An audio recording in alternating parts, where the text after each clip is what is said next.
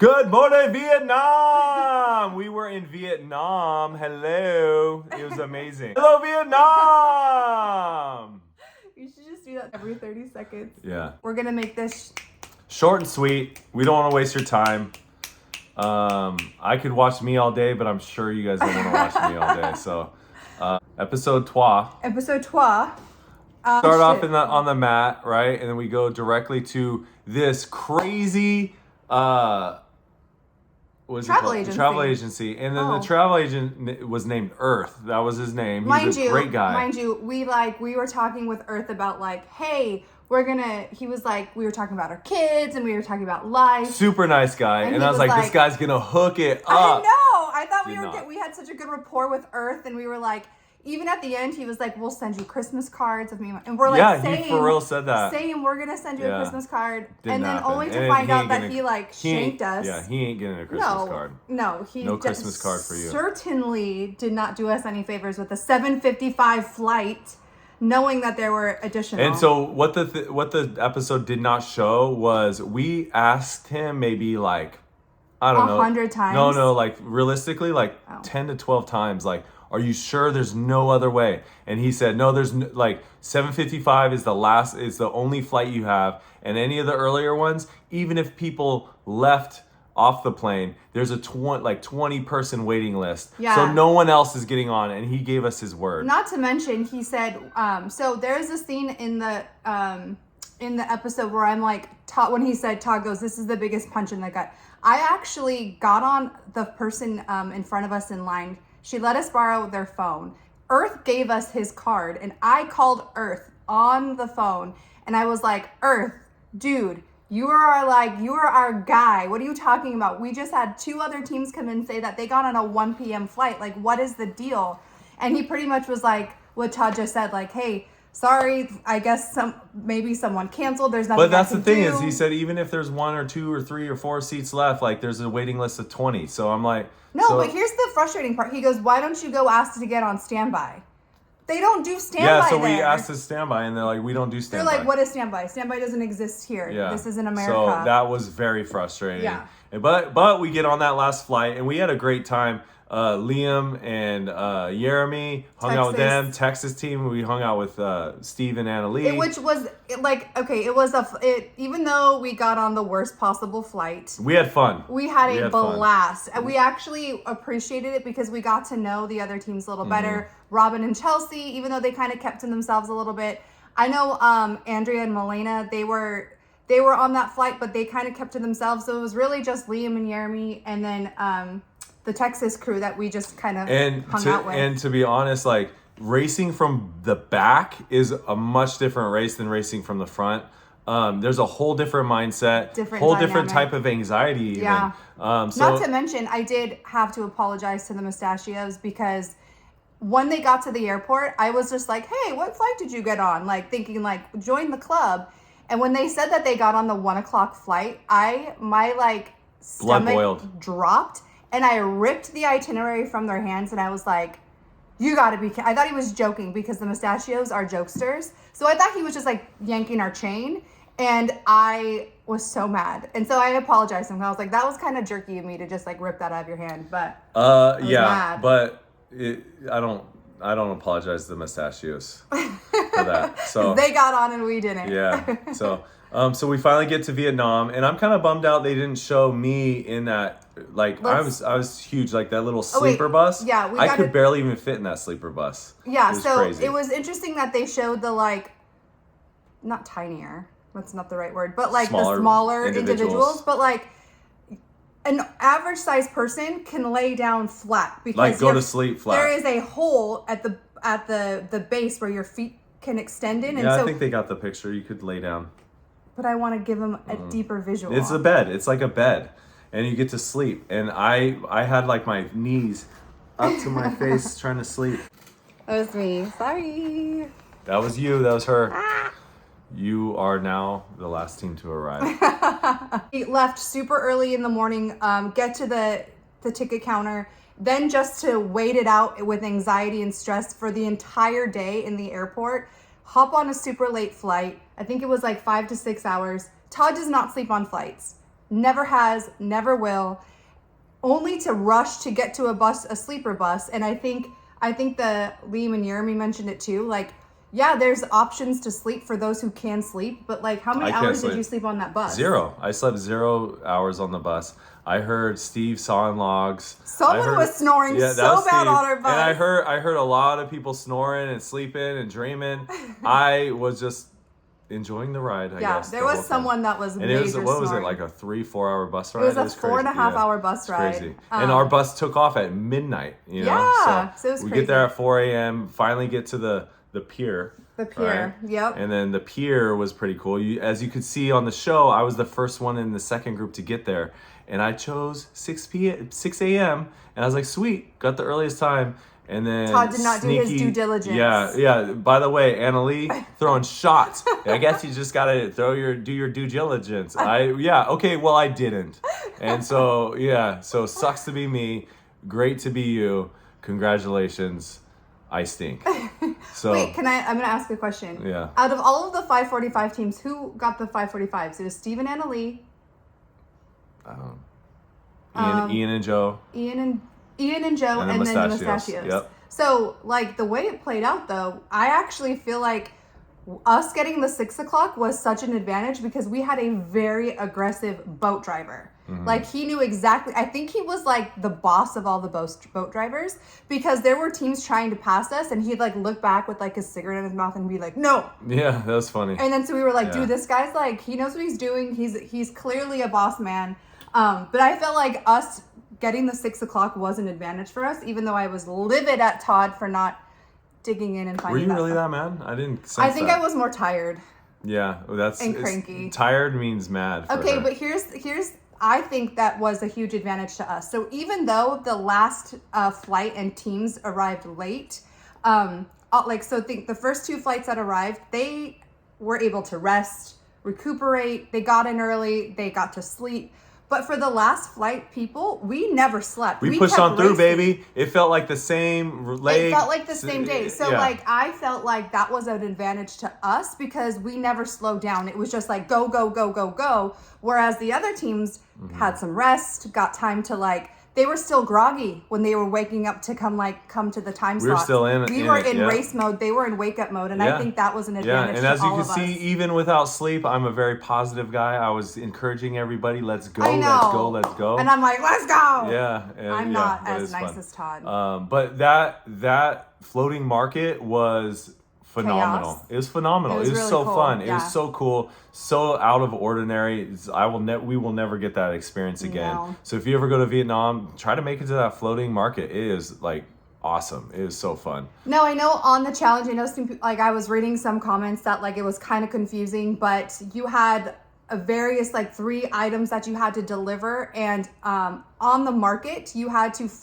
you would see your corresponding hanging fruit that was marked that's where that's where your boat was to. It was kind of hard to find a little bit. It was, and as you can see, thank goodness we got in earlier because the other teams were just it was so congested and traffic jam. But I felt like Todd and I got in and out pretty early. I think we definitely killed it in that challenge. We definitely made up some time. I think got a little closer to the other teams. So that was nice. And then we finally got to the fisherman. Didn't show skits of the fisherman, no. But that guy was cool. And then we hopped into a cab and got to the rice paper. But the funny behind the scenes story about that is Ashley and I were actually trying to find the other one. When we opened the clue, originally we said let's do rice paper, but when we were in the cab, I'm like, no, we're gonna do the because that's the thing that happened on the race. Everything we decided, Ashley second guessed, and we had to switch it because that's the way the ball bounces.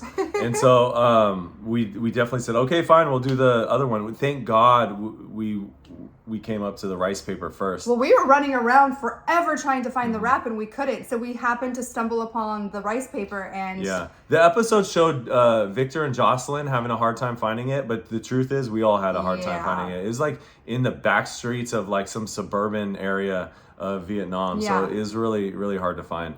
But once we found the rice paper, it was a blast. That was a blast. That was a great day. But I will say I was a little nervous because once like the first couple goes and then I think the show kind of showed a little bit of it. Like Todd is very good at staying calm, cool, and collected under pressure. I, on the other hand, am not, as you saw with the Lotus, as you're gonna see, like as we are continuing on in Vietnam. I don't do well under pressure. I kind of crack. And so the first 2 attempts where I was like, it didn't work, and I was just like starting to like see the Hulk start to come out a bit, and Todd was just very. So one thing they didn't show is like we good. struggled for the first 5 minutes of that challenge, and then I started getting the hang of it, baby, and I started getting it, and man, I felt like a pro. He was so good. Yeah, He and I was like high-fiving the guys there, the workers there, and we were joking and dancing around, and so kind of bummed they don't like. That's the second episode in a row.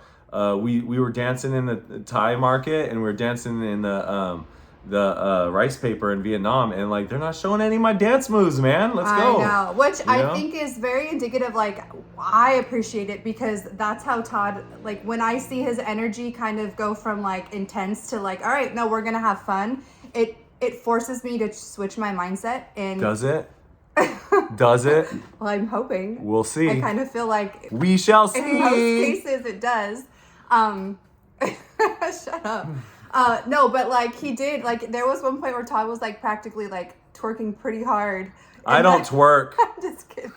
I would love to twerk. I just can't. My back isn't flexible.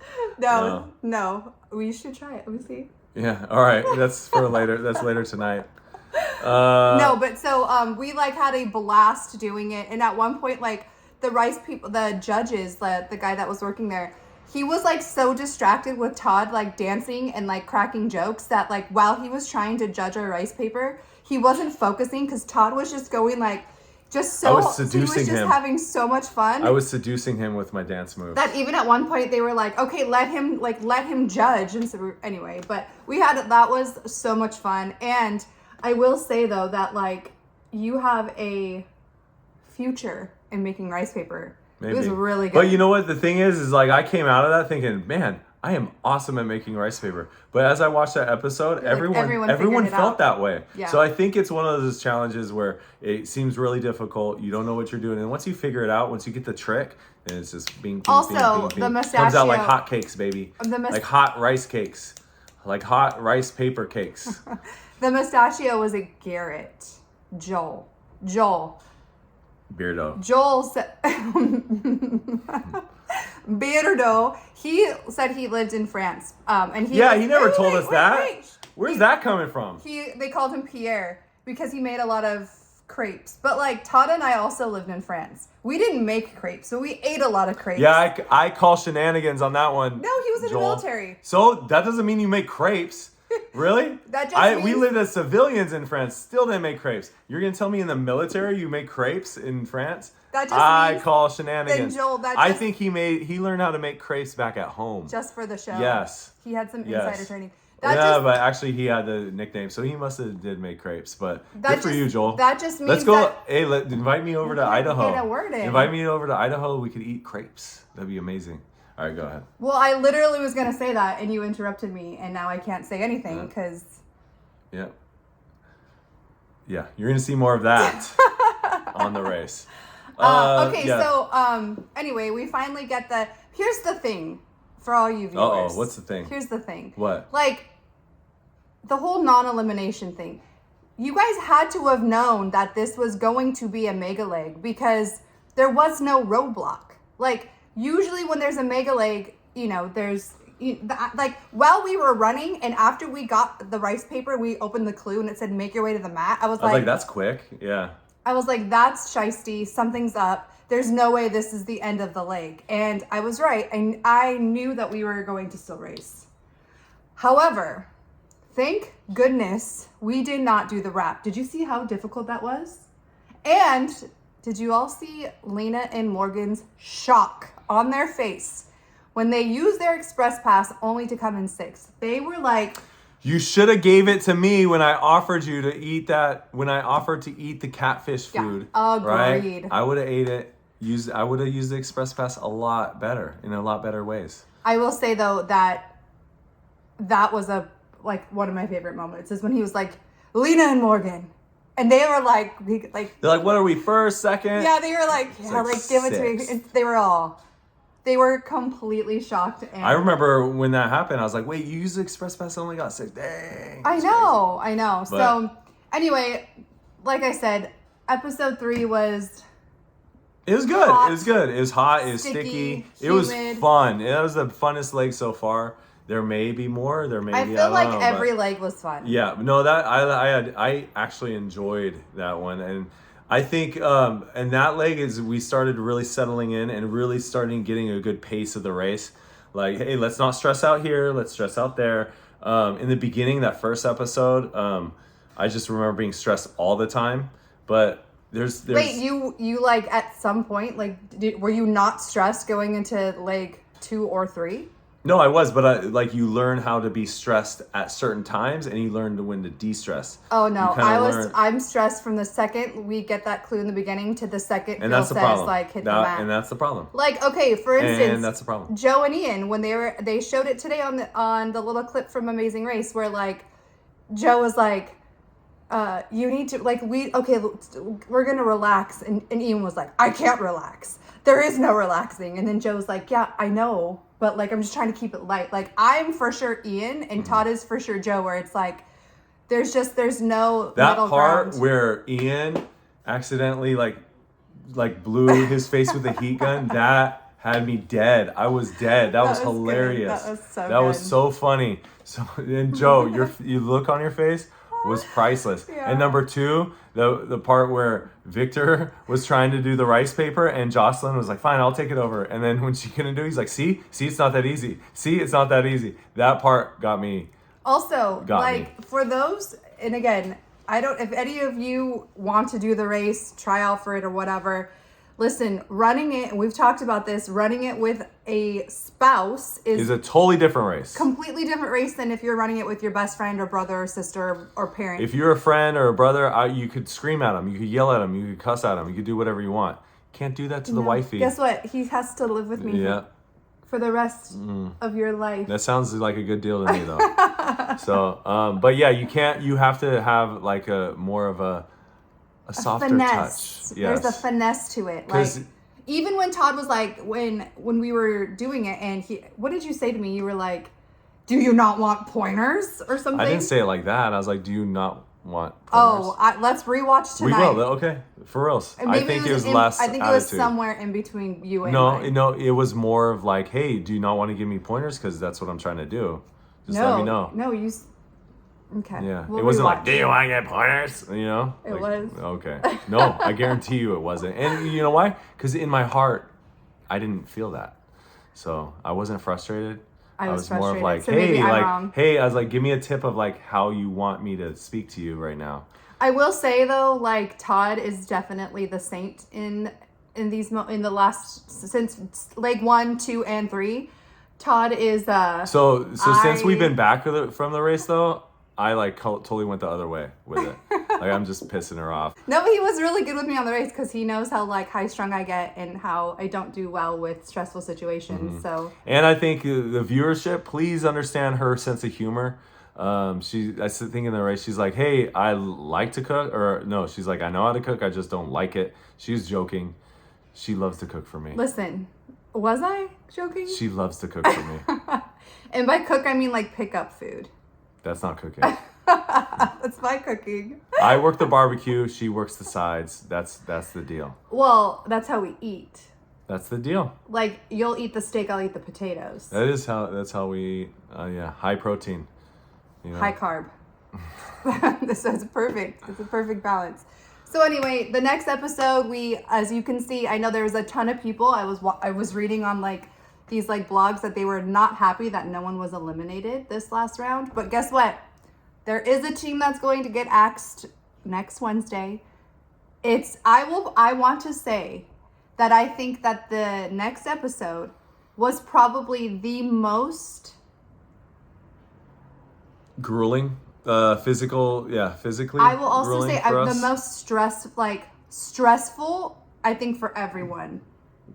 it was just so stinking hot. It was very hot. So stinking hot. And remember, when you're watching this next episode, that was the same day as episode 3. So episode 3 and 4 was the same day for us. Yeah. And we had to fly and get on a bus, and I didn't sleep. So we're running on zero sleep. It's a lot like reminded me when I was a cop, like not sleeping very much. So it was fun. It was a really fun leg. I don't know if it's fun, the so sleep fun. deprivation, but yeah, I like pushing your body, push your body to the max, baby. Yeah, and they also discovered that you were a pro basketball player overseas. I spoke about it a lot on the show, and I'm glad it made like 3 seconds of the show. So pretty cool. We were just hoping that like the race would give Todd a challenge. Like basketball or something to deal with something height. like that was an advantage like they gave Victor and Jocelyn in give something for the 6'7" guy, for the big guy. They're like, no, let the big dog eat. We're gonna squeeze you in a let the big dog eat. You never let me finish a phrase. Heavens to Betsy. Okay. All right, sorry. They're gonna squeeze you in a bus. That's what I was gonna say. Let the big dog eat. All right, I think we're done. Okay, we have soccer practice or games for our little ones, so. Love you guys. Look at this is for Rob. Love you. Rob. And this is what Rob taught me. This is California. California. And I think this is Texas. I wonder what this is. We also did that on the race. That might, I wonder if that you might, if you look that up, you'll figure out what conversation that was held. We'll see. Okay. All right. Bye.